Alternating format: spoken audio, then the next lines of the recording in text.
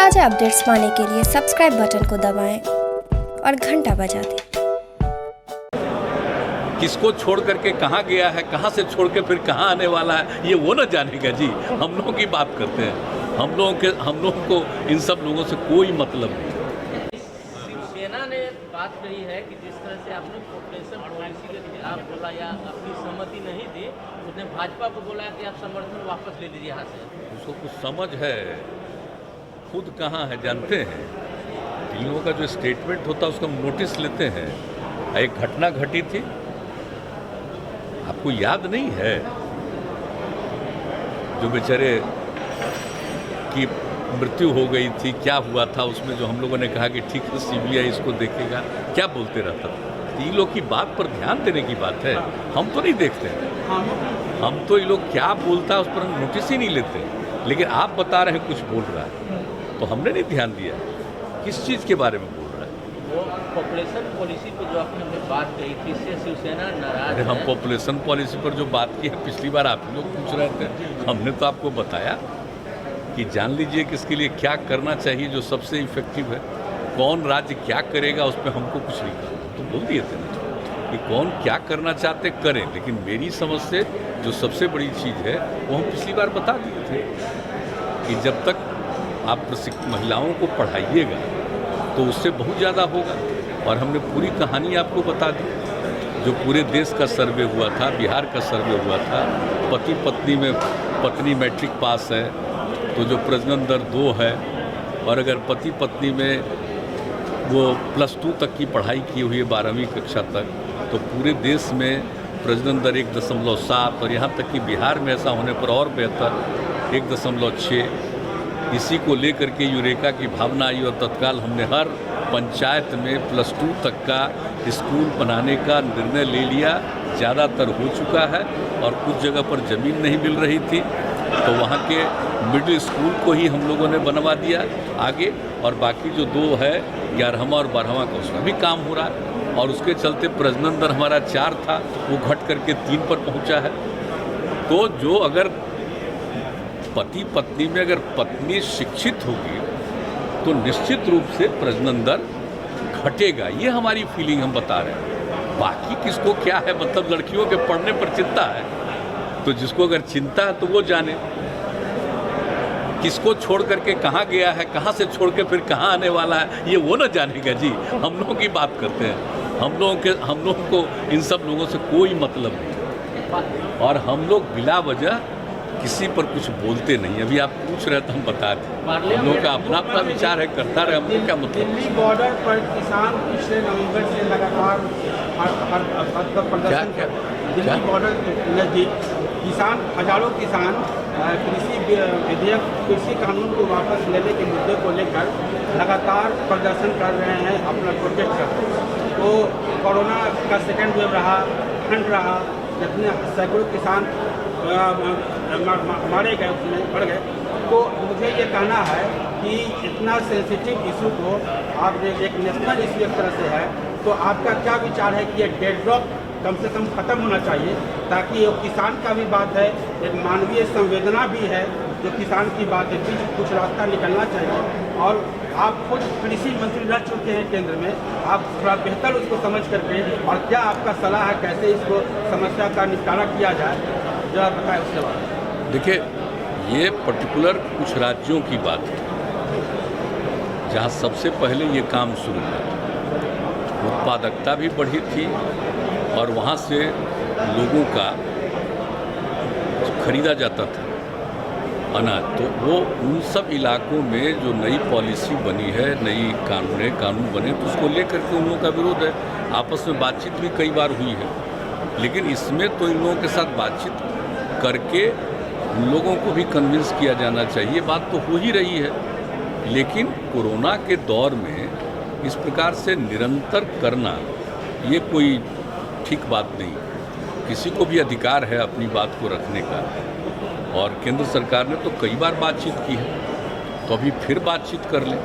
लेकिन ये समस्या पर्टिकुलर कुछ इलाकों की आप जानते ही हैं, तो हम लोग तो पहले से बोलते रहे। तो वहाँ के इलाकों की जो बात है, वहाँ के बारे में तो केंद्र सरकार की नीति है जो किसी के खिलाफ नहीं है, लेकिन लोगों के मन में कई तरह की भावना है, तो उनके साथ फिर बातचीत करके इसका समाधान होना चाहिए, यही है।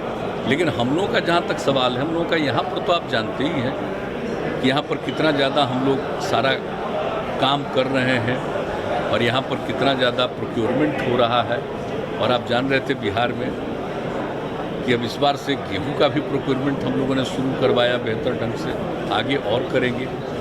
तो यहाँ तो बात ही दूसरी है, लेकिन पर्टिकुलर उन जगहों पर जहाँ सबसे पहले प्रोक्योरमेंट शुरू हुआ था, वहाँ के लोगों की जो प्रणाली थी, जो काम करने का वहाँ का तरीका था, तो वहाँ के लोगों के साथ बातचीत करके उस इलाके के लिए क्या होना चाहिए इस पर विचार करके ही फाइनल एक दूसरे से बातचीत। लेकिन हम तो सबसे अनुरोध करेंगे कि भाई कोरोना के दौर में इस तरह से पूरे तौर पर इतनी बड़ी संख्या में इकट्ठा हो करके, ये देख लीजिए दुनिया भर में समस्या है और इस तरह की ये चीज़ आ गई है कि एक राउंड नहीं, दूसरा राउंड, अब तीसरे राउंड का खतरा, तो इस पर गौर करना चाहिए, सोचना चाहिए पार्लियामेंट में। लेकिन बातचीत तो होना चाहिए। देखिए, रूलिंग पार्टी है, अपोजिशन पार्टी है, तो अपोजिशन पार्टी को तो जिस चीज़ में कुछ करने की इच्छा होती है वही ना करेगा, वो तो एक अलग चीज़ है।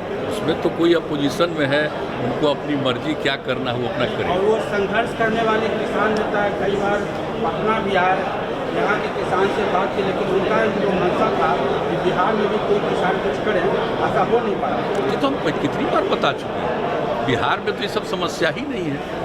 बिहार में तो किसानों में उत्पादकता बढ़ी है और हम लोग उसका प्रोक्योरमेंट भी शुरू, अधिग्रहण भी शुरू किए हैं, तो कितना ज़्यादा सब काम हो रहा है बिहार में। तो यहाँ के किसानों पर तो इन सब चीज़ों का कोई मतलब नहीं है। और आप जान लीजिए कि बिहार में तो हम लोगों ने शुरू से ही ना काम किया है, शुरू से ही काम किया है कि सब लोगों को आज़ाद कर दिया कि साहब कोई भी अपना जहाँ चाहे वहाँ बेचे करे, और यहाँ पर तो हम लोगों ने प्रोक्योरमेंट शुरू किया। तो आप सब अच्छी तरह से जान रहे हैं कि किस तरह से यहाँ पर हम लोग कितना तेज़ी से प्रोक्योरमेंट करवाते हैं और लोगों को इसका लाभ मिलता है और हर चीज़ पर नज़र रखी जाती है। फोन टैपिंग से मामला जुड़ा है। इजराइल की एक कंपनी ने फोन टैपिंग किया, जिसमें कई मंत्री, जज और पत्रकार शामिल है। पार्लियामेंट में काफ़ी आज हंगामा हो रहा है इसको लेकर। वो सब तो समझ लीजिए, और हम तो शुरू से कह रहे हैं आपको, ये जो आ गया है ना नई टेक्नोलॉजी, ये तो आफत करेगी और इस पर गौर करना चाहिए। ये जो कोरोना आया है, ये कोरोना का इस रूप से क्यों हो रहा है, एक के बाद दूसरा, दूसरा के बाद तीसरा की संभावना, तो ये सब जो चीज़ें हैं ना, ये निश्चित रूप से आप देख लीजिए कि जब ऐसा टेक्नोलॉजी आ गया है तो चलिए उसका लाभ भी लोगों को मिलता है, लेकिन इस टेक्नोलॉजी का दुरुपयोग भी लोग करते हैं। ये तो दोनों तरह की बात होती है। तो जानते ही हैं कि किसी चीज़ का उपयोग करना, किसी चीज़ का दुरुपयोग करना, सोशल मीडिया का कितना इम्पैक्ट बढ़ गया है। लेकिन उस सोशल मीडिया पर कोई अगर अच्छी बात भी करता है तो बहुत लोग निगेटिव बात करते रहते हैं, एंटी सोशल काम करते रहते हैं। तो क्या कीजिएगा, तो टेक्नोलॉजी जब आई है तब से तो ये सब और शुरू हो गया। वो फोन टैपिंग का और फोन के जासूसी का जो टाइमिंग है वो बड़ा इम्पोर्टेंट है। वर्ष 2017 से लेकर के वर्ष 2019, मतलब लोकसभा चुनाव से पहले, तो आपको ये लगता है कि पत्रकारों का फोन टैप हो रहा है, पॉलिटिशियन का फोन टैप हो रहा है, मंत्री का फोन टैप हो रहा है, विरोधी दल के नेता का फोन टैप हो रहा है, ये सब तो बड़ी गंदी सुप्रीम कोर्ट के जज का फोन, ये तो बहुत फालतू चीज़ है। किसी को इस तरह से डिस्टर्ब करना अच्छी बात नहीं, मेरे हिसाब से तो बिल्कुल बेकार बात है। और ये जो नई टेक्नोलॉजी सब आ करके इसका जो दुरुपयोग हो रहा है और किस तरह से इसका बुरा असर भी पड़ रहा है, कई जगह लोगों को परेशानी होती है, काम करना चाहते हैं उसमें बाधा आती है, कई तरह की बात होती है। अगर कोई निगेटिव और गलत काम करे तो शुरू से ही तो उस पर कार्रवाई करने के लिए प्रावधान होता ही है। लेकिन अब जो आ गया है तो इसमें होता है, कई लोगों को किसी तरह से तंग करना, परेशान करना, ये सब भी चलता ही रहता है। आप सब लोगों को ज़्यादा मालूम है। हम तो तेल के दाम कम नहीं हो रहे, लगातार बढ़ रहे हैं। आपने पहले भी चिंता जाहिर की इसको लेकर, अब तो 100 पार हो गया है।